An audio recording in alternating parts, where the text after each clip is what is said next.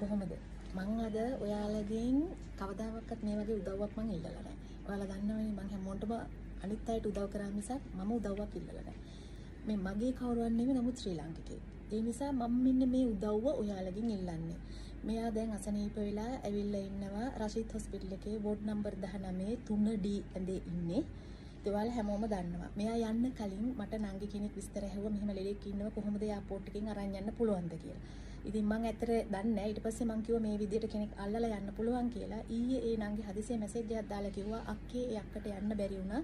Hospital එකේ නැවැත්තුවා 17 වෙනිදා කියලා. ඉතින් අපි ඔක්කොම පුංචි පඩි ගන්න අය ඉන්නේ. ඒ වුණාට මං දන්නවා මෙතන උදව් කරන්න පුළුවන් අය ඉන්නවා කියලා. මම මේ වීඩියෝ එක ගේන්නේ අන්න එහෙම කට්ටිය ඉන්නවනම් ජීවිතයක් ගැහණියක් ළමයි ඇති මම ඒ විස්තර ඇහුවේ නැහැ. නමුත් මම කියන්නේ උදව් කරන්න පුළුවන් අය ඉදිරිපත් වෙන්න. ඒ වගේම මේ වීඩියෝ එක කවුරු හරි දකිනවා නම් සහන කණ්ඩායමට යවන්න. මොකද මම දන්නවා ඕන් උදව් කරනවා කියලා. ප්‍රයිවට් වීසා එක තමයි ඉන්නේ. ඉන්ෂුරන්ස් නැහැ. ඉතින් අපි ඕ මුලින් ඉඳලම කිව්වා. දැන් ඉතින් මේ දේවල් වැඩන්නේ මම මේ ලෙඩා ගැනනේ කතා කරන්නේ.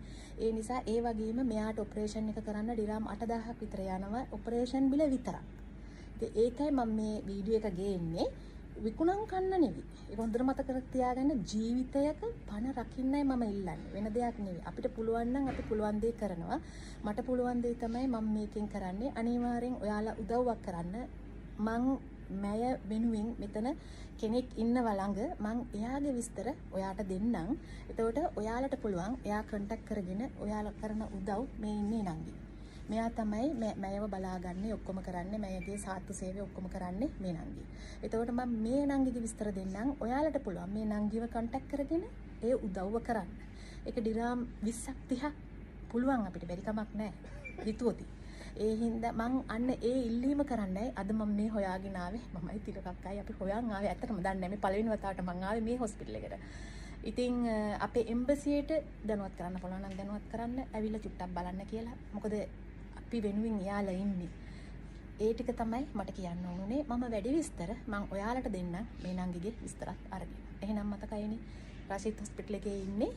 ඇයට උදව්වක් කරන්න. ඒ වගේම කියනවා ඔපරේෂන් එකෙන් පස්සේ ගොඩක් ලොකු වියදමක් යන හින්දා මෙයාලට වෙනම තියෙනවලු ෆ්ලයිට් එක. කියන්නකෝ විස්තර.